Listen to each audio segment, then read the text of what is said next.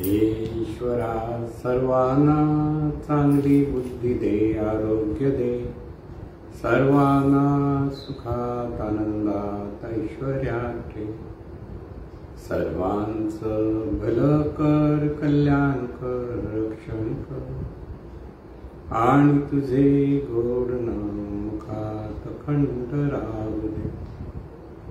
सद्गुरुनाथ महाराज. सद्गुरु पै माऊली मातोश्री माई यांना प्रथम कृतज्ञपूर्वक वंदन आणि आपण सर्व सद्भक्त सत्श्रोते हो, आपणा सर्वांना आदरपूर्वक नमस्कार. आज सोमवार आणि आपला जो विषय आहे, चला आपण सारे आनंदाने जीवन जगूया. शंकराचार्यांचा एक मोठा सिद्धांत आहे की ब्रह्म सत्यम जगन मिथ्या. त्याचा विपरीत अर्थ लावला जातो की ब्रह्म हेच सत्य आणि जग हे मिथ्या म्हणजे खोट आहे. तिथे ब्रह्म सत्य म्हणजे ते सतत आहे. सत्य खरं आणि खोटं असा अर्थ नाही. जे सतत आहे ते सत्य म्हणजे ब्रह्म हे सतत आहे आणि जग हे असत आहे, पण ते सतत नाही. मिथ्या म्हणजे काय? जे सतत नाही त्याला मिथ्या म्हटलंय आणि जे सतत आहे त्याला सत्य म्हटलंय. म्हणून ब्रह्म सत्यम जगन मिथ्या म्हणजे जग असत आहे, ते सतत नाही. सतत तसंच राहत नाही. लक्षात घ्या काय दृश्य जगत ज्याला म्हणतो आपण, किंवा परमार्थामध्ये पुरुष आणि प्रकृती अशी जोडी दिली आहे. पुरुष म्हणजे स्वरूप म्हणजे ब्रह्म, प्रकृती म्हणजे हे सर्व विश्व जे दृश्य जगत असं ज्याला आपण म्हणतो. हे जे दृश्य जगत आहे हे दृश्य जगत सतत बदलणार आहे. म्हणजे त्याला काय म्हणते, परिवर्तनशील आहे. पॉझिटिव्हली सांगितलं. मिथ्या म्हटलं की ते नकारात्मक दृष्टिकोनातून आपण पाहतो. बरेच लोक त्याला जगाला म्हणजे नकारात्मक दृष्टीने पाहायचा प्रयत्न करतात. पण इथे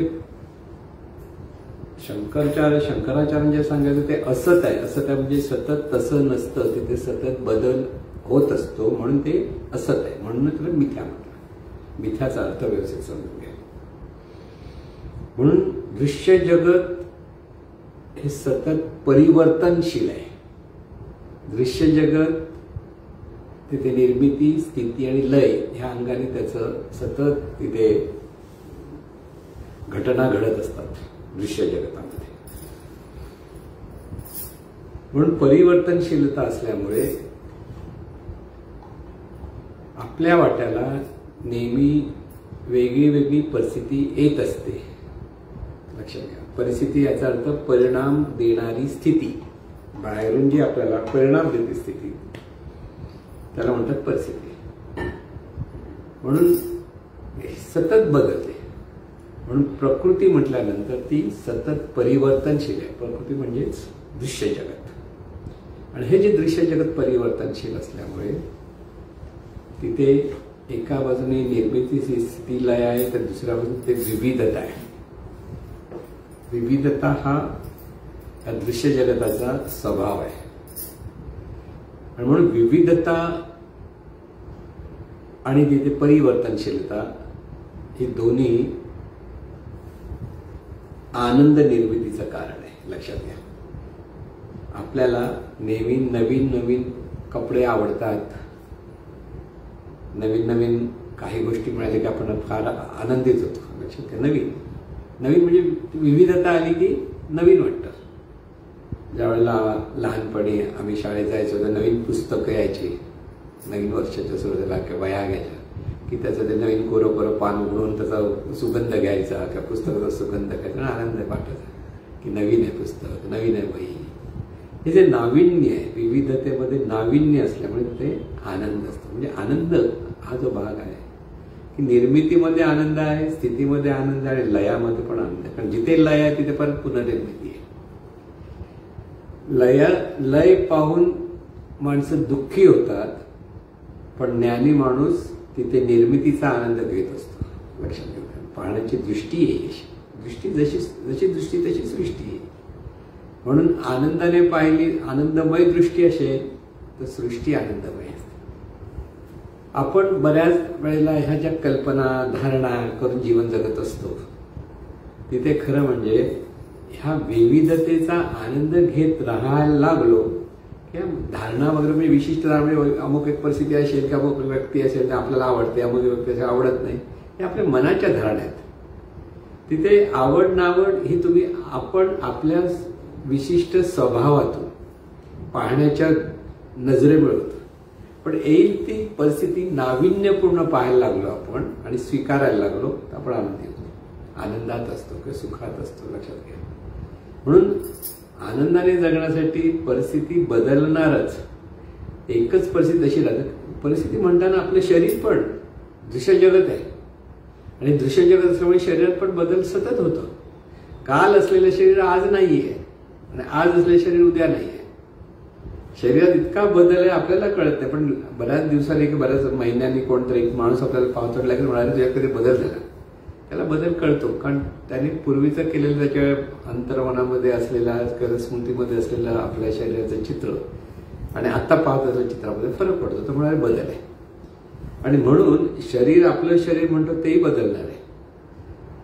मग जो हा मी आहे ना तो कधी बदलत नसतो. मी हा पुरुष आहे आणि शरीर ही प्रकृती आहे. लक्षात घ्या. त्यामुळे ह्या शरीराचा आनंद घेणं आणि आजूबाजूच्या दृश्य जगताचा आनंद घेणं ही कला आहे. आनंदात राहायचं असेल तर आपल्याला ही कला आत्मसात करावी लागते. आणि ही आत्मसात कला करायची म्हणजे काय, सहजपणे प्रत्येक परिस्थितीचा स्वीकार करण्याची वृत्ती ठेवता जे आहे ते. प्रत्येक गोष्ट आपल्याला आवडते आणि नाही आवडत ह्याच्या दृष्टीने आपण पाहायला लागलो तर तिथे सुखी दुःखी होतो. अनुकूल परिस्थिती आली, आवडीची परिस्थिती आली की आपण सुखी. प्रतिकूल परिस्थिती आली की आपण चिडतो किंवा दुःखी होतो. हे सगळं आपल्याकडे असतं. म्हणजे आता चिडणं दुःख होणं या परिस्थितीवर अवलंबून आपण असतो. म्हणजे आपलं सुख दुःख बाहेरच्या गोष्टीवर जेव्हा आपण अवलंबून ठेवतो तेव्हा आपलं सगळं सुख आणि दुःख परावलंबी असतं. म्हणजे आपण ज्या स्वावलंबी असायला पाहिजे त्यावेळी आपण परावलंबी होतो. म्हणून ह्या परावलंबी आणि स्वावलंबीमध्ये इथे आपण जो मी आहे तो सतत आहे. बघा लक्षात घ्या, लहानपणी सुद्धा मी 5 वर्षाचा असताना तो मीच म्हणत होतो. 10 वर्ष झालं शरीरात बदल झाला तरी तो मी आहेच. शरीर बदललं पण मी बदललेला नाही. 20 वर्षाचं शरीर आणखीन बदललं तरी मी आहे. 25 वर्ष 50 वर्ष वयोमानाप्रमाणे शरीरात बदल होत जातात, पण मी मात्र असाच आहे. म्हणजे हा मी ब्रह्मसत्य म्हणताना हा मी सत्य आहे. आज मीच ब्रह्म आहे खरं सांगायचं बघायला. त्यामुळे हा जो मी सत्य आणि शरीर हे असत आहे. असत आहे म्हणजे बदलणार आहे, सतत तसंच राहणार नाही, परिवर्तनशील आहे. हे जर आपण स्वीकारलं तर शरीरातला बदल झालेला वयोमानावर बदल झाला तोही आनंदाने स्वीकारता येतो. आपण नाही म्हणलो ना, पहिला जर सफेद केस आपल्या डोक्यात दिसला तर कोणी पुरुष असो की स्त्री लगेच तो केस उपटून काढायच्या मागे लागतात. का? कारण त्यांना बदल आवडत नाही. तो नको नको. अरे पण गोरा रंग आपल्याला आवडतो, मग काळे केस गोरे झालेले का नाही आवडत? कारण मनाची धारणा. केस गोरे पांढरे म्हणजे म्हातारपण. कळलं की नाही? त्यामुळे ते आवडत नाही. पण इथे ही परिवर्तनशीलता जर आपण स्वीकारली तर परिवर्तनशील स्वीकारली तर तिथे काही गोंधळ नाही. लक्षात ठेवा, तिथे आनंद आहे. म्हणून आनंदातून जीवन जगता येतं. आणि म्हणून जीवनाकडे पाहताना स्वीकारात्मक आपला स्वभाव असला पाहिजे की आपली वृत्ती असली पाहिजे. जे आहे ते स्वीकारा आणि त्याला सकारात्मकतेची जोड द्या, नकारात्मकतेची जोड देऊ नका. सकारात्मकतेच्या जोडी अंगाने जेव्हा आपण ती एखादी वस्तू स्वीकारतो किंवा परिस्थिती स्वीकारतो आपण सुखी असतो, स्थिर असतो, शांत असतो. आणि म्हणून हे स्वीकारण्यासाठी मन म्हणजे मी हा स्थिर असला पाहिजे. तो अस्थिर असेल तर हे स्वीकारता येत नाही. एकदा स्वीकारण्याची वृत्ती झाली तर मन स्थिर होतं, आणि जर स्थिर मन असेल तर प्रत्येक गोष्ट आनंदाने स्वीकारतात. दोन्ही बाजू आहेत. आणि म्हणून आपल्याला स्थिर मनाने प्रत्येक परिस्थितीचा स्वीकार करण्याची वृत्ती आत्मसात करता आली पाहिजे. जीवन जगण्याची कला म्हणजे हीच आहे की परिस्थितीप्रमाणे सुखी दुःखी होणं हा परावलंबीपणा आहे. तिथे आपल्या अस्थिर मनाचं ते लक्षण आहे. परिस्थिती कशी हो, मी हा सतत सुखात असणं, सहज समाधानात असणं, हा हे स्वावलंबीपणाचं लक्षण आहे. स्वावलंबी झाला तर सुखी सतत राहाल, आणि जर परावलंबी असाल तर कधी सुखी कधी दुःखी, ही सगळी परिस्थिती बदलत जाते. म्हणून प्रत्येक व्यक्ती ही दृश्य जगत म्हणतात. प्रत्येक व्यक्ती, आता आपण ज्या समाजात आहोत, कुटुंबात आहोत, ही प्रत्येक व्यक्ती आपल्यासाठी दृश्यच असते खरी. कारण शरीर हे दृश्य जगत आहे. त्यात जे जाणणारं तत्व आहे ते सतत आहे, त्याच्यात बदल आहे, त्याला जन्म मृत्यू नाही. शरीराच्या अपेक्षेत त्याला निर्मिती आणि लय आहे, जन्म आणि मृत्यू आहे. म्हणून आपण प्रत्येक व्यक्तीकडे पाहताना सुद्धा आपल्या एक आवडीची फ्रेम आहे, त्याच्यातून पाहिलं तर त्या आवडीच्या फ्रेममध्ये ती व्यक्ती बसली तर आपल्याला आवडते. त्या आवडीच्या फ्रेममध्ये ती व्यक्ती बसत नसेल तर ती आपल्याला आवडत नाही. म्हणून सगळं पाहणं आपलं आपल्याच भावनेतून, धारणेतून, कल्पनेतून असतं. त्यामुळे ती आपली परिस्थिती किंवा व्यक्ती आपल्याला स्वीकारता येत नाही, आणि ते न स्वीकारल्यामुळे आपल्या मनात दुराव होतो, भेदभाव निर्माण होतात, सगळं काही होत असतं. म्हणून प्रत्येक व्यक्ती ज्यावेळेला आपल्याला प्रथम भेटते तेव्हा आपण त्याचं रूप पाहतो, शारीरिक जो दृश्य जगत आहे ते पाहतो. ते आपल्याला आवडणारं असतं की न आवडणारं असतं, दोन्ही गोष्टी आपल्या धारणेतून असतात. म्हणजे इथे आवड नावड आपण ठरवतो आणि त्याच्यानं आपण सुखी दुःखी होतो, हे परत दुसऱ्या गोष्टी लक्षात ठेवतो. पण जी व्यक्ती आहे ती प्रकृती आहे, लक्षात ठेवा. आणि ती प्रकृती जशी आहे तशी विशिष्ट नियमाने निर्माण होते. सूर्य उगवतो हा प्रकृतीचा नियम आहे. उगवतो म्हणजे पृथ्वी स्वतः फिरते, सूर्यामध्ये फिरते, त्याच्यातून सूर्य उगवतो आणि मावळतो असं जे आपण म्हणतो, हा प्रकृतीचा नियम आहे. सूर्य आपल्यासाठी उगवत नाही आणि सूर्य आपल्यासाठी मावळत पण नाही, लक्षात घ्या. सूर्य असणं आणि सूर्याचा प्रकाश येणं जाणं हे त्या विशिष्ट नियमाने ते सुरू आहे. सगळं दिवस रात्र आपण जे म्हणतो ते, त्या प्रत्येक परिस्थितीचा स्वीकार करून ती सकारात्मक दृष्टीने जर स्वीकारले तर आपण सकाळी उठल्यावर पण अरे सूर्य उगवला म्हणून आनंदी जातो. जसं मावळायला लागला तरी तिथे आनंदित असतो. गेला मावळून गेला सगळा तर अस्त झालं सगळं तरी ते रात्र झाली म्हणतो तरी तिथे आनंदित राहू, नाही तर रडत बसला रे सूर्य गेला सूर्य गेला असं झालं तर माणूस दुःखी होईल. पण हे स्वीकारतो आपण, आणि हे जेव्हा स्वीकारतो त्यावेळेला आपण सहज समाधानात असतो. लक्षात घ्या, हे सहज समाधानात असणं. पण बऱ्याच वेळेला आपण वेगळ्या वेगळ्या पद्धतीने जीवनाकडे जेव्हा पाहतो, एक लक्षात ठेवायचं, मनाला स्थिर करण्याचा अभ्यास प्रत्येकाला जमला पाहिजे. मनाला स्थिर करणं की मन स्थिर असेल तर सगळं काही छान होतं. म्हणून मनाला स्थिर कसं करायचं हा पहिला प्रश्न आपल्याला. मग त्याला अनेक मार्ग सांगितलेले आहेत की नामस्मरण हे मनाला स्थिर करण्यासाठी आहे, स्वयंस्मरण हे सुद्धा मनाला स्थिर करण्यासाठी आहे, विशिष्ट साधना हे सुद्धा मनाच्या ठिकाणी ती स्थिर झाली पाहिजे, त्यासाठी महत्वाचं. लक्षात ठेवा, बऱ्याच वेळेला मेडिटेशन म्हणतात, ते सुद्धा मनाला स्थिर करण्यासाठी. ते श्वासस्मरणाचा अभ्यास मनाला स्थिर करणारे अभ्यास आहेत. आणि म्हणून इथे एखाद्या वस्तूकडे जर आपण स्थिर मनाने पाहायला लागलो, म्हणजे तिथे एकाग्र केला माणूस, दुसरं काही न पाहता बराच वेळ ती वस्तू पाहिली, पाहत बसलो, दुसरं काहीच विचार न येता पाहत बसायला लागलो, तर बऱ्याच वेळेला आपण एकदम अतिशय निवांत होतो, शांत होतो, आणि मग आपल्याला खरं त्याचं शांती सुख अनुभवता येतं. विचार आपल्या मनातले इष्ट अनिष्ट विचार जसे जसे कमी कमी कमी होत त्या वस्तूकडे जेव्हा पाहतो, म्हणून एकाग्र करून पाहणं म्हणतात ते. आता तसं पाहून पण काही लोक अभ्यास करतात, मनाला स्थिर करणार तेवढा होते, पण जोपर्यंत ती वस्तू आहे तोपर्यंत मन स्थिर होतं. परत इतरांशी संबंध ठेवला की परत मनामध्ये अस्थिरता निर्माण होत असते.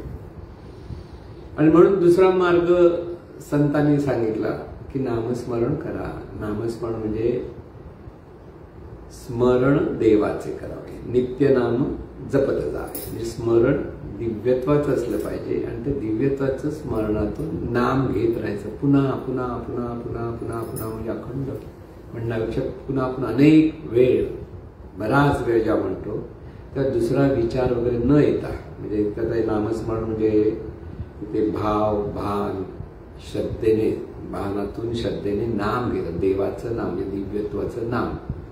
देव कुठे आहे, तो मी म्हणतो तिथे देव आहे ह्या भावात ते स्मरण देत राहणं, त्याला म्हणतात नामस्मरण. ते जर पुन्हा पुन्हा पुन्हा बऱ्याच वेळ केलं तरी मन शांत होतं, निवांत होतं, देवत्वाचा भाव तिथे असतो. म्हणून हाही मार्ग मनाला स्थिर करण्यासाठी. म्हणून संत म्हणतात नामस्मरण करा. कारण ते नाम कुठे, त्याला दुसऱ्या उपाधीची आवश्यकता नसते. आपल्या मनामध्ये पश्चंतीमध्ये नाम घेता येतं, मध्यममध्ये नाम घेता येतं, वैखरीमध्ये नाम घेता येतं. परावाणीचं नाम आपोआप येतं. जेव्हा पुन्हा पुन्हा करता करता ते कधीतरी परावाणी उघडते तेव्हा मात्र तो एक वेगळा आनंद असतो. पण पश्चंतीमध्ये म्हणजे मोठ्याने वैखरीमध्ये नाम घेऊन पश्चंतीमध्ये जायचं, म्हणजे जिभेला टाळूला जीभ लावायची, उच्चार थांबवायचा आणि त्यावेळेला शरीरात किंवा घशामध्ये जे स्पंदन निर्माण होतात नामामुळे ते जाणत राहायचं आणि ते जाणत राहिलं की तो वेगळा आनंद होतो. म्हणजे इथे मनाला स्थिर करण्यासाठी एखाद्या वस्तूवर किंवा एखाद्या नामावर जेव्हा लक्ष केंद्रित होतं त्या मनाला बरं वाटतं. लक्षात घ्यायचं. एका साधकाने नाम प्रार्थनेच्या अंगाने हाच प्रश्न विचारला की मी अधिक अधिक नाम घेतो तेव्हा मला बरं वाटतं. अधिक अधिक नाम घेतल्यामुळे काय होतं, प्रार्थना नाम प्रार्थना अधिक अधिक अधिक घेतली पुन्हा पुन्हा पुन्हा पुन्हा त्यावेळेस दुसरा कोणताही विचार राहत नाही वेगाने घेतली तर. आणि त्या साधकाचं म्हणणं मी 10 मिनिटात 600 प्रार्थना म्हणते. ती व्यक्ती अशी म्हणते 10 मिनिटात म्हणजे 10 60, 600 म्हणजे 10 मिनिटात म्हणजे 100 मिनिटामध्ये 1250 होतात. आता ते त्या साधकाचा म्हणजे 7000 एकदा प्रार्थना म्हटलं. 7000 म्हणाल किती वेळ तास लागले असते, हा जर आपण हिशोब गणित केलं तर किती होईल की 10 मिनिटामध्ये 600, 100 मिनिटामध्ये 1250, म्हणजे 100 मिनिटं म्हणजे किती झाली 60 आणि 40, 1 तास 40 मिनिटं. आणि मग 1 तास 40 मिनिटाला परत 6ने भागितलं तर ती 7000च्या आसपास पुढे जाते. म्हणजे 6 ते 7 तासाच्या आसपास जर एखादी व्यक्ती पुन्हा पुन्हा पुन्हा पुन्हा जर नाम घेत असेल वेगाने, त्यामुळे तिथे दुसरं काही विचार न आल्यामुळे, नाम नाही प्रार्थना म्हटल्यामुळे तिथे पुन्हा पुन्हा पुन्हा त्या प्रार्थनेत लक्ष गेल्यामुळे, कारण त्या कृतीमुळे इतर कोणतेही विचार न आल्यामुळे मनाला बरं वाटतं. लक्षात मनाला बरं वाटतं. पण इतक्या वेगाने म्हटल्यामुळे तिथे भाव आणि भान हा प्रकार राहत नाही. तिथे फक्त प्रार्थनेचा उच्चार असतो. जसा नामोच्चार तसा प्रार्थनेचा उच्चार. पण तिथे दुसरं काही लक्षात नाही आल्यामुळे ते मन स्थिर होतं. महाराजांनी एकदा एक गोष्ट सांगितली आपल्या नामाचा नाही ज्ञानेश्वराचा संदेशमध्ये, की एका गृहस्थाला ब्रह्मराक्षस प्रसन्न झाला आणि त्याला म्हणलं तू सांगशील तर तुझं काम करेल. त्याला एकदम खुश झालं, हे दे ते दे, त्याला आणून द्यायला लागला. तर म्हणाल पण माझी एक अट आहे, मला नुसतं काम न सांगता बसत मी तो खाऊन टाकेल. म्हणून मला सतत काम करतो आणि हे आण ते आण, घर बांध, हे घर, सगळं सांगितलं, सगळं झालं. आता त्याला प्रश्न पडला आता काय करू, आणखी काय मागायचं, हा आपल्याला 2 मिनिटात आणून देतोय, नाही दे सांगितलं तर हा खाऊन टाकेल.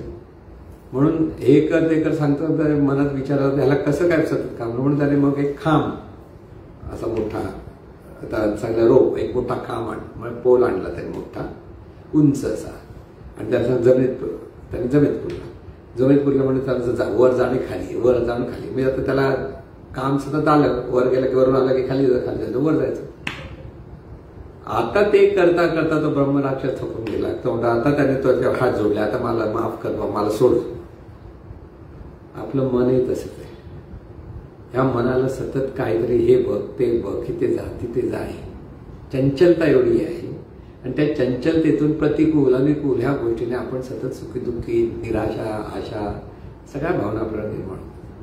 म्हणून अशा ह्या मनाला जेव्हा प्रार्थनेचा खांब दिला आणि पुन्हा पुन्हा पुन्हा नाम काय प्रार्थना दोन्ही कोणतीही गोष्ट आहे ते आपण पुन्हा पुन्हा पुन्हा पुन्हा पुन्हा ते जेव्हा करायला लागतो. आता ते करणं इतकं सोपं नाही. ते करतात त्यांचं कौतुकच आहे की 1 तास 2 तास 3 तास काय असेल ते 5 तास 6 तास काही लोक करू शकत असतील, दुसरं काही काम नसेल तर त्या वेगामध्ये करता करता करता दुसरे काही विचार न उरल्यामुळे मनाला स्थिरता येते, मनाला शांतता लागते, मनाला समाधान लागतं. आणि आपण खूप प्रार्थना म्हटलं ही कल्पना सुद्धा आपल्या मनाला समाधान देते. इथे आपण काय म्हणत असतो की हे सगळं चांगलं आहे, वाईट काहीच नाही. प्रार्थना म्हणणं हे नेहमी चांगलं, किती म्हणा काय म्हणा, ज्याच्या त्याच्या आवडीनुसार कुवतीनुसार त्यांनी म्हणाले. इथे प्रार्थना म्हणू नये असं काही आपलं म्हणणं नाही. उलट प्रत्येकाने प्रार्थना जितकी जमेल तितकी म्हणावी हेच म्हणणं आहे. पण संख्येवर लक्ष ठेवून एवढी तास झाली पाहिजे म्हणून जी आपल्याकडे हल्ली कॉम्पिटिशन चाललेली आपण पाहतो, या स्पर्धेमध्ये लोक अडकतात. आणि मग आता जर 5 ते 6 तास जर प्रार्थना म्हणण्यासाठी जात असतील तर दिवसातल्या आपल्या इतर कामं कशी होणार? 16 तासापैकी इतर कामं करायला आपल्याला बाकीची सगळी कामं ठेवून तरी हे काम करावं लागेल किंवा येता जाता जितकं जमेल तितकं करता करता राहिलं पाहिजे. बरं ती एकदाच होते 6 ते 7 तास, रोज काय होणार नाही. कारण रोज आपल्याकडे बरीच गोष्टी घडतात, आजूबाजूची परिस्थिती वेगळी वेगळी होत असते. म्हणून इथे प्रॅक्टिकली लक्षात घेतलं पाहिजे की आपल्याला 1 तास प्रार्थना म्हणता आली पाहिजे किंवा 1 तास निवांत होण्याची कला शिकता आली पाहिजे. आणि मग डोळे उघडं करून त्याच अनुसंधानातून आपल्याला प्रार्थना म्हणता आली पाहिजे की तिथे प्रार्थना ही मनात चालू राहिली पाहिजे. म्हणजे तो भाव अंतर्मनात जर ती प्रार्थना मुरली तर तिथे त्या भावातच माणूस सगळं प्रत्येक त्या व्यक्तीला साधकाला सर्वांबद्दल भलेपणाचाच विचार यायला लागायला पाहिजे, तो लागला पाहिजे. परत लक्षात घ्या, 7 तास प्रार्थना म्हटली तेवढ्यापुरते आपल्याला बरं वाटतं, तेवढ्यापुरते आपल्याला सगळ्यांचं भलं वाटतं. पण दुसऱ्या दिवशी किंवा कोणीतरी आपल्या मनासारखं वागलं नाही त्याचं भलं वाटतं का हा विचार करा. तसं झालं असतं तर खूप बरं झालं असतं. लगेच मग सगळ्यांनी 7 तास काय 10 तास प्रार्थना म्हणायला पाहिजे हाच आग्रह आपण सगळ्यांना धरला असता. पण अंतर्मनाची शुद्धी करण्यासाठी अंतर्मनाला प्रत्येक गोष्टीचा अर्थ, त्याचा भाव, बोध व्यवस्थित समजला पाहिजे हे महत्वाचं लक्षात ठेवा. प्रार्थना म्हणताना सुद्धा प्रत्येक शब्दाचा अर्थ आणि बोध समजला पाहिजे. आणि त्यासाठी आपण त्यावेळेला महाराजांचाच सुविचार सांगितला होता, नामाच्या अंगाने किती लक्ष नाम घेतलं त्यापेक्षा नामात किती लक्ष होतं याला महत्व आहे. आणि नामात किती लक्ष होतं याहीपेक्षा अलक्षाकडे लक्ष किती होतं हे अधिक महत्वाचं आहे. लक्षात घ्या. म्हणजे जसं नामाचं आहे तसं प्रार्थनाचं आहे. प्रार्थना म्हणताना किती प्रार्थना म्हटल्या त्याहीपेक्षा अधिक महत्वाचं काय, प्रार्थनेत किती लक्ष होतं. म्हणजे प्रार्थनेत म्हणजे प्रार्थनेचा जो बोध आहे तो किती लक्षात घेऊन आपण म्हणत होतो. आणि त्याहीपेक्षा अलक्षाकडे लक्ष ठेवून किती प्रार्थना म्हटली. लक्षात घ्या. आपल्याला सत्य ज्ञान काय हे समजून घ्यायचं आहे. पण मन स्थिर करण्यासाठी पुन्हा पुन्हा प्रार्थना म्हणणं, सर्वांच्या भल्याचं चिंतन करणं हे येतच आणि ते केलंच पाहिजे. करू नये असा भाग नाही. लक्षात ठेवा. बऱ्याच लोकांना गैरसमज होईल काय मी काहीतरी वेगळं सांगतोय. पण प्रॅक्टिकल जीवन जगा. लक्षात घ्या. 6 ते 7 तास जर तुम्ही प्रार्थनेत म्हणत राहाल तर तुमची नित्य जी कामं आहेत तिथे तुमचं लक्ष राहणार. एकदा माणूस कामावर जातोय तर ऑफिसमध्ये प्रार्थना म्हणत बसला तर त्याचं काम होणार नाही. काही महाभाग असे म्हणतात की आम्ही ऑफिसमध्ये जाऊन साधना करतो. तुम्ही ऑफिसमध्ये साधना करता ऑफिसचं काम कसं करणार. महाराज काय म्हणतात, लव वर्क. कारण काम करणं हे सुद्धा पुण्यपद अवस्था आहे. आपलं काम प्रामाणिकपणे मनपूर्वक त्या कामातून सर्वांचं भलं व्हावं ह्या अंगाने जे आपण करतो त्यावेळेला तिथे पुण्य निर्माण होतं, लक्षात ठेवा. आणि तेच जर आपण काम चुकारपणा करतो तिथे पाप निर्माण होतं. बऱ्याच ऑफिसेसमध्ये काही लोक काम करण्यासाठी टंगळ मंगळ करत असतात आणि टंगळ मंगळ करणाऱ्यांचं मन नेहमी अस्थिर राहतं, लक्षात घ्या. त्याचं जो मन लावून काम करतो, जसं प्रार्थना मन लावून केली की तिथे बरं वाटतं, तसं मन लावून काम करणाऱ्यालाही आनंद मिळतो, तिथे कारण मन स्थिर होतं. परत प्रामाणिकपणे ते आपलं काम पूर्ण करायचंय. त्यामुळे काही लोकांचं असा समज आहे की पगार तर मिळणार आहे, मग पाहिजे तसं काम करायचं की न करायचं हे आपल्या मनाने आपण ठरवतो, पण आपण दिवस भरायचा असं ठरवत काही लोक.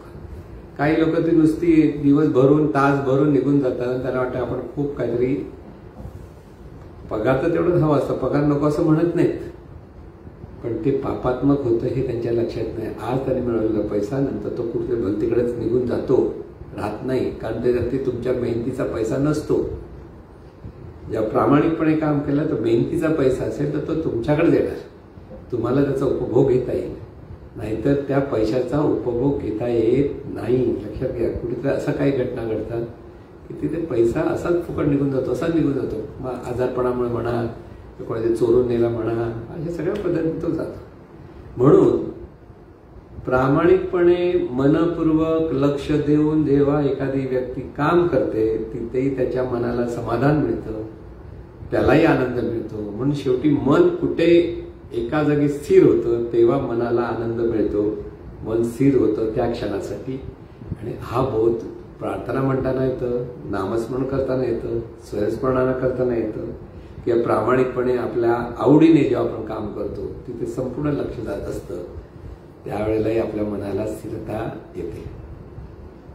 पण सर्वात महत्वाचा भाग आहे की ते अलक्षाकडे लक्ष देऊन काम करता आलं पाहिजे, प्रार्थना म्हणता आली पाहिजे, नामस्मरण करता आलं पाहिजे किंवा स्वयंस्मरण करता पाहिजे. सगळीकडे अलक्षाकडे लक्ष देणं. बघा काय जो सत्य आहे, सतत आहे, त्या सततचं भान घेऊन सतत जे आहे त्याच्या स्मरणातून प्रत्येक कृती करायला लागणं, पण त्यालाच म्हणजे आपलं वाट्याला आलेलं कर्म करणं, त्यालाच कर्मयोग म्हणतात.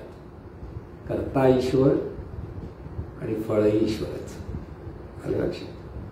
म्हणून जीवन जगत असताना आपल्या वाट्याला आलेलं काम तर आपल्याला प्रामाणिकपणे केलंच पाहिजे. कर्तव्यच आहे ते आपलं कर्तव्य, धर्म तो पाळता आला पाहिजे. अनेक पद्धतीची कामं असतात. नाही तर मी प्रार्थना म्हणा एका जागी बस, तुम्हाला दुसरं काही सांगू नका काम. आता एखाद्याला वेळ असेल 6 तास बसायचा तर जरूर करावं, करू नये असं म्हणत नाही. पण जी आपल्या वाट्याला आलेली कामं आहेत ती न करता आपण तिथेच बसलो आणि आपली बाकीची कामं राहिली मुंबईली, मग आजूबाजूला ज्यांचं त्या कामामुळे अडतं किंवा काही त्रास होतो त्यांच्याकडनं आपल्याला परत बोलणी ऐकावी लागणारच, कसलं काय करताय म्हणून. म्हणून समाधान वाटणं ही मनाची कल्पनाही असते की बऱ्याच वेळेला पण मन स्थिर झालं तर मनाला समाधान होतं, मनाला सुख मिळतं, मनाला शांती मिळते. म्हणून प्रार्थना किती करायची, कशी करायची, ज्याच्या त्याने आवडीप्रमाणे ठरवावं, पण प्रॅक्टिकल म्हणजे सहज जर जीवन जगायचं असेल आनंदाने तर खूप आडेबिडे घ्यायची गरज नाही, लक्षात ठेवा. उगीच असं केलं पाहिजे तसं केलं म्हणजे एखादा माणूस सरळ नाही बसणार, मग तो वाकडा बसेल, एक पाय वर करेल, काही हात वर करून बसला की आपण काहीतरी वेगळं केलं आणि म्हणजे काहीतरी झालं असं जे वाटतं ना, त्यापेक्षा तू सरळ उभा राहा, पाय दुखले तर सरळ खाली बस, पण आनंदाने राहा, हे कळलं पाहिजे. जीवन नॉर्मल होऊन जीवन जगायचं. काहीतरी आगळं वेगळं काहीतरी करतो आणि मग आपल्याला बरं वाटतं असं जे वाटत असेल ते एक चुकीचं असतं. म्हणून सहजपणे जेवढी जमेल तेवढी प्रार्थना येता जाता प्रार्थना म्हणता आली पाहिजे. 1 तास एका जागी स्थिर बसून म्हटलं की 1.5 तास म्हटलं, काही जास्त वेळ 1.5 तास, अगदीच खूप म्हटलं तर 2 तास. संन्यासी माणूस असेल तर तो 6 तास 7 तास 10 तास का 16 तास बसला तरी काय हरकत नाही, कारण त्याला दुसरं कामच नसतं. भूक लागली की तो बाहेर पडेल आणि परत तिथे बसेल करेल असं आपण, पण त्याला आवड पाहिजे. एवढं शक्य नाही प्रत्येकाला करणं, पण किती म्हणायची, कशी म्हणायची हे प्रत्येकाला कळलं पाहिजे, प्रत्येकाच्या कॅपॅसिटीनुसार झालं पाहिजे. आणि त्यामुळे मला बरं वाटलं, चांगली गोष्ट आहे, करता येतं, करा, चांगली गोष्ट आहे. पण सत्य काय? सत्य हेच आहे, मनाचं शुद्धीकरण झालं पाहिजे, अंतर्मनाचं शुद्धीकरण झालं पाहिजे. आपल्या अंतर्मनात कोणाही बद्दल द्वेष मत्सर येता कामा नये. लक्षात घ्या, कोणाही बद्दल आपल्याला राग येता का, नुसतं भलं व्हावं असं वाटणं एवढ्यापुरती मर्यादित नाही. कोणी तुमच्या परिस्थिती विपरीत आली तर तुम्ही निराश होत असाल तर तुमचं अंतर्मन स्थिर नाहीये. लक्षात घ्या, द्वेष येत असेल, राग येतं, कारण हे सगळं अंतर्मनातून येतं, म्हणजे तिथे अंतर्मन अस्वच्छ आहे. म्हणून इथे मनामध्ये कोणताही विकार येता कामा नये, पण सद्विचार असावा. लक्षात घ्या, विकार वेगळे आणि विचार वेगळे. सद्विचार हे अंतर्मनाच्या शुद्धीकरणासाठी पूरक आणि पोषक आहे. म्हणून प्रार्थनाचा विचार हा पूरक पोषक आहे, पण तो बोध लक्षात घेऊन म्हटलं तर अंतर्मनाचं शुद्धीकरण आहे. सर्वांना चांगली बुद्धी दे असे ज्यावेळेला आपण म्हणतो तर बुद्धी म्हणजे काय, चांगली बुद्धी म्हणजे काय कळलं पाहिजे. चांगली बुद्धी आपण नुसतं जनरली हो चांगली बुद्धी मिळते म्हणतो, अंतर्मनात चांगली बुद्धी म्हणजे काय कळत नाही. मग अंतर्मनाला काय कळलं पाहिजे? शहाणपणाने जीवन जग, म्हणजे परिणाम काय लक्षात ठेवून कसं वागायचं हे ज्याला कळतं, ज्या बुद्धीला कळतं, निर्णय जर असो ती चांगली बुद्धी. म्हणजे एका बाजूने शहाणपण आणि दुसऱ्या बाजूने आत्मज्ञान. हे जीवन कोणाचं आहे, हे जीवन कोणामुळे चाललं आहे, हे आत्मज्ञान प्रत्येकाला माहिती. हे दोन्ही गोष्टी लक्षात ठेवली. चांगली बुद्धी दे म्हटलं तर एका बाजूने शहाणपण मिळावं सर्वांना, म्हणजे चांगलं कसं वागायचं, कर्म कसं करायचं हे कळलं पाहिजे की ज्याच्यातून आपल्याला परिणाम चांगला मिळाला पाहिजे. म्हणून चांगली बुद्धी दे, आरोग्य दे. इथे शरीराचं आरोग्य आणि मनाचं आरोग्य दोन्ही. नुसतं शरीराचं आरोग्य मागतो, आरोग्य म्हटलं आपल्या शरीराचं वाटतं, मनाचं आरोग्य शरीराचं. पण शरीर आणि मन हे दोन्ही म्हणून तर जीवन चाललेलं आहे. सर्वांना सुखात आनंदात ठेव असं म्हटलं. सुखात म्हणजे काय, आनंद, दोघे सारखंच वाटतं. त्याला एक बोध दिला पाहिजे, सर्वांना शांती सुख लाभू दे म्हणजे सुखात ठेव. आनंदात ठेवण्यासाठी मन स्थिर लागतं, म्हणून मन स्थिर व्हायला पाहिजे, म्हणून आनंदात ठेव. ऐश्वर्यात ठेव म्हणजे काय, ज्ञानाचं ऐश्वर आणि संपत्तीचं ऐश्वर दोन्ही पाहिजेत. नुसतं संपत्तीचं ऐश्वर, ज्ञानाचं ऐश्वर नसेल तर काय उपयोग. लक्षात, म्हणजे हा जो बोध आहे की प्रार्थनेकडे किती लक्ष होतं, म्हणजे हा अर्थाकडे किती लक्ष होतं. सर्वांचं भलं कर म्हणजे दिव्यत्वाची जाणीव निर्माण झाली तर भलं आहे. कल्याण कर म्हणजे देवपणातून सगळं कर्म करायला लागलं की त्याला सगळे चांगले चांगले परिणाम मिळणं म्हणून कल्याण. आणि रक्षण कर म्हणजे ही संकटापासून रक्षण हा एक अर्थ. पण त्यासाठी आपल्या ठिकाणी शुभ प्रारब्ध, शुभ नियती भरपूर साचली, म्हणजे पुण्य भरपूर आलं तर आपलं आपोआप रक्षण होतं. लक्षात ठेव. म्हणून सर्वांना चांगलं ऐश्वर सुखात सर्वांचं भलं कर, कल्याण कर, रक्षण. आणि तुझे गोडनाम मुखात अखंड रमण आणि तुझे दिव्य स्वरूप. गोडनाम म्हणजे काय, नुसतं रामराम म्हटलं की गोडनाम झालं का, नाही. तैसा हृदयामध्ये मी राम ते नाम आणि तुझं गोडनाम आणि तुझे गोडनाम सतत लक्षात राहते आणि जाणीवेचा विकास होतो, म्हणजे अंतर्मनाचा विकास मागायचा असतो. म्हणून हा जो बोध आहे हा बोध व्यवस्थित समजला पाहिजे. आणि तो बोध लक्षात ठेवून जर प्रार्थना म्हटली तर फास्ट म्हणता येईल का आपल्याला, नाही. नाम जप वेगळा आणि नामस्मरण वेगळं. तसं प्रार्थना जप वेगळा आणि भावपूर्ण प्रार्थना म्हणणं वेगळं. अलक्षाकडे ठेवून प्रार्थना म्हणणं वेगळं आणि भरभर प्रार्थना म्हणणं वेगळं. प्रत्येकाची क्वालिटी वेगळी आहे. खूप प्रार्थना म्हणणं म्हणजे क्वांटिटी आहे, पण ही जर क्वालिटी पाहिजे असेल तर अलक्षाकडे लक्ष ठेवून प्रार्थनेचा सगळा बोध समजून प्रार्थना म्हणणं. मग ती किती हजार झाली याला हे लक्षात न ठेवता तिथे काही काळासाठी आपण ते म्हणू शकतो आणि अखंड ते स्मरणात आपण ठेवण्याचा प्रयत्न करतो. म्हणून तिथे प्रार्थना अशी म्हणावी. तुम्हाला आता ही अशी म्हणत आम्ही बरोबर कसं म्हणणार? बरोबर म्हणता येणार नाही. पण एक लक्षात ठेवा, बरोबर म्हणून ज्यामुळे विचार येत नसल्यामुळे सुद्धा आपल्याला बरं वाटतं तेही काही कमी नाही, तेही चांगलंच आहे. पण आपल्याला आपली प्रगती कशी साधायची हे ज्याचं त्यांनी ह्या ज्ञानातून समजून घ्या. काय करायचं हे प्रत्येक साधकाने ठरवायचं असतं. म्हणून प्रार्थना म्हणणं, नामस्मरण करणं हे सगळे मार्ग आहेत. आणि हे सगळे मार्ग असल्यामुळे आपल्या ठिकाणी हा भाव कसा, आपल्या अंतर्मन शुद्धीकरण करण्यासाठी हे सगळे मार्ग आपण अवलंबले पाहिजेत, हाच अभ्यास असतो. बरेच लोक म्हणतात की आपल्याला अभ्यास करायचा म्हणजे नेमकं काय? अभ्यास करायचा म्हणजे आपण जे मी अमुक आहोत ते आपण त्या परमेश्वराची ती शक्ती आहे. मन म्हणजे जाणीव म्हणतो आपण, शुद्ध जाणीव, ती त्या परमेश्वराचंच रूप आहे, परमेश्वराची शक्ती आहे. ते परमेश्वरच जाणीव रूपाने प्रगट आहे आणि शरीरातून तो कार्यरत आहे. हे अखंड स्मरण करण्याचा अभ्यास, अखंड स्मरणात राहण्यासाठी, त्याच्यातून आनंदाने जीवन जगण्यासाठी हे सगळं ज्ञान आपल्या सतत चिंतनात घेणं, मनन करणं म्हणजेच त्याला म्हणतात अभ्यास. आणि तो करण्यासाठी स्वयंस्मरण हे स्टेप बाय स्टेप सांगितलं आहे, बोध सांगितलेलं आहे. नंतर प्रत्येक शरीराकडे पाहून ते कसं दिव्य आहे हे पाहायला सांगितलं आहे.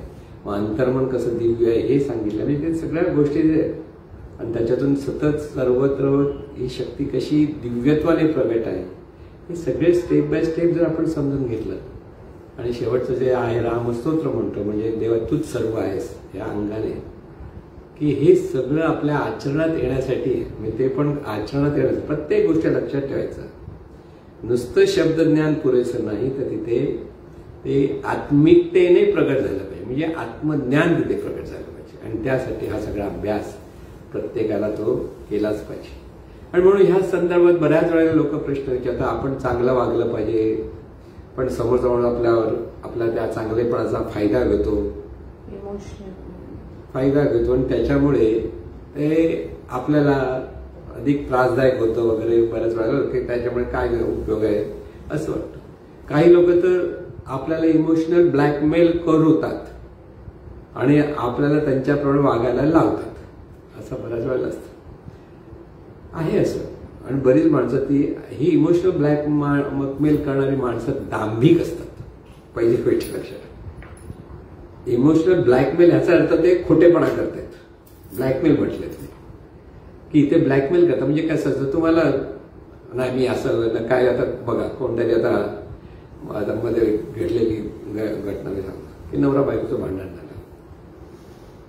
बायको खूप रागावली, नवरा ऐकत नाही म्हटलं सरळ तिने रॉकेल आपल्या अंगावर ओतून घेतलं. आता नवरा घाबरणार ना, ब्लॅकमेल केले, लावून घेतली तर काय होणार, अरे बाई थांब म्हणतो हे करत. याला होतं इमोशनल ब्लॅकमेल, म्हणजे नवरा नाही म्हणतो त्याला करायला लावलं ना, मग असा बरोबर झाला. म्हणजे आता कसं होतं की पण हा प्रयोग प्रत्येक वेळेला चालणार नाही. एकदा तो घाबरेल, दुसरा न बघता निघून जाईल, ही काही काडी लावणार नाही, कळलं ना. म्हणून इमोशनल ब्लॅकमेलला बळी न जाण्यात शहाणपण आहे लक्षात. मग स्थिर ठेवा. समोरचा माणूस एखादा कधी रागाच्या भरात कधी वेडवाकडं बोलतो, तेही ब्लॅकमेल करणं असतं. किंवा निराशेच्या ह्याच्यात तो खचून जातो आणि मग काहीतरी वेड्यासारखं बडबडतो किंवा वेड्यासारखं आचरण करतो. तिथे त्याला त्या गोष्टीकडे न वळवता आपल्याला स्थिर मनाने आपल्याला ह्या सगळ्या गोष्टी त्यांचं न ऐकलं, योग्य ते ऐका. अगर जर त्यांचं सांगणं योग्य असेल तर ऐकलं पाहिजे, असं नाही ब्लॅकमेल म्हणून मी ऐकलं नाही. आपण कशाला ब्लॅकमेल करतात असं म्हणतो, पण तसंही तसं नसतं. कधी कधी समोरच्याचं म्हणणं बरोबरही असू शकतं. म्हणून तिथे शहाणपणाने या सगळ्या गोष्टी पाहता आल्या पाहिजेत. पण उगीच कोणतरी सांगतो आणि आपलं मत आपण बदलायचं असतं किंवा त्याच्याप्रमाणे त्याला लोटांगण घालायचं असतं असंही नाही. पण परिस्थितीनुसार शहाणपणाने वागणं हे कळलं पाहिजे. शहाणपण महत्वाचं आहे की ज्याच्यातून कोणालाही आपलं दुःख द्यायचं नाही, की कोणाबद्दल वाईट चिंतन करायचं नाही, हे लक्षात ठेवा. न्याय आणि अन्याय ह्या अंगाने जीवनामध्ये अनेक घटना घडत असतात. म्हणून सगळ्यात महत्वाचं म्हणजे सतत आपण सत्संगत संत संगतीमध्ये राहायचं असतं, हे महत्वाचं आहे. त्यामुळे येईल त्या परिस्थितीला तोंड कसं द्यायचं याचं शहाणपण आपल्याकडे येतं. येईल त्या परिस्थितीत मन स्थिर कसं राहील याचं मार्गदर्शन आपल्याला मिळत असतं आणि त्याच्यावर आपण स्थिर मनाने पाहता येतं. म्हणून सत्संगतीला खूप महत्व आहे. लक्षात ठेवा की सत्संगती म्हणताना महाभारताचं जर उदाहरण दिलं तर आपल्या सगळ्यांच्या लक्षात येईल. पितामह भीष्म अत्यंत पुण्यवंत होते, अत्यंत धार्मिक वृत्तीचे होते, अत्यंत विद्वान होते, अत्यंत शूर होते. द्रोणाचार्यही तसेच होते, कृपाचार्यही तसेच, कर्णही तसाच होता. दानशूर कर्ण म्हणजे त्याच्याकडे पुण्य भरपूर होते. पण हे चौघांनी संघ कोणाचा धरला? दुर्योधनाचा. बघा, म्हणून जरी ह्यांचं कर्म जरी व्यक्तिगत पातळीवर चांगलं होतं तरी संघ दुर्योधनाचं धरल्यामुळे द्रौपदीचं वस्त्रहरण होत असतानाही चौघही तिथे हजर होते, पण चौघांच्या मुखातून त्याला विरोध करता आला नाही. कशामुळे झालं? प्रत्येकाला दुर्योधन म्हणजे नीतिमूल्य असे ते जाणवत होतं की दुर्योधन म्हणजे राजाचा मुलगा, राजाच होता दुसरा, पण तो म्हणतो त्याच्या विरोधात आपल्याला बोलता येणार नाही, हे नीतिमूल्य. त्याच्या विरोधात बसणार फक्त एकच होता, विदुर. बाकी कोणी काही बोललं नाही. त्यामुळे एक लक्षात घ्या, युद्धामध्ये ह्या सगळ्यांना हार पत्करावी लागली. लक्षात घ्या, ह्या द्रौपदीच्या वस्त्रहरणामध्ये जे न बोलून दुर्योधनाला साथ दिली ते पाप त्यांना युद्धामध्ये वाट्याला आलं. वाईट परिणाम रूपाने की भीष्माला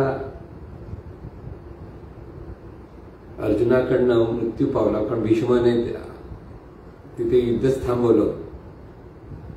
कारण त्याच्यासमोर जी पूर्वजन्माची गोष्ट मोठी आहे, ती स्त्री म्हणून समोर उभी राहिली आणि त्यामुळे त्या स्त्रीवर मी हात लावणार नाही, टाकणार नाही म्हणून त्याने आपलं धनुष्य खाली ठेवलं.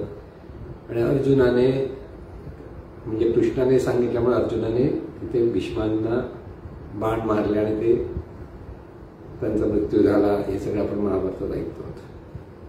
द्रोणाचार्य अश्वत्थामा मारला गेला अशी अफवा पसरल्याबरोबर त्याने धनुष्य खाली ठेवलं आणि तिथेही त्यांची मान कापली गेली, तिथेही त्याला मृत्यू आला. कृपाचार्यांचंही तसंच झालं. आणि सगळ्यात महत्वाचं कर्ण, दानशूर कर्ण असताना त्याचं चाक जमिनीत उतलं गेलं, शाप होता वगैरे सगळं सांगितली जाते गोष्ट. पण निशस्त्र माणसावर हल्ला मारायचं नसतं असं नीतिमूल्य त्या काळात असून सुद्धा श्रीकृष्णाने सांगितलं त्याला मार. जेव्हा त्याने विचारलं की तुझं कोणतं नीतिमत्त आहे, तेव्हा श्रीकृष्णाने त्याला ते सांगितलं. द्रौपदीचं वस्त्रहरण असताना तू खाली मान घालून किंवा त्या दुर्योधनाला साथ दिलीस, तेव्हा तुझं नीतिमूल्य कुठे गेलं? आज तू नीतिमूल्याची गोष्ट करतोस.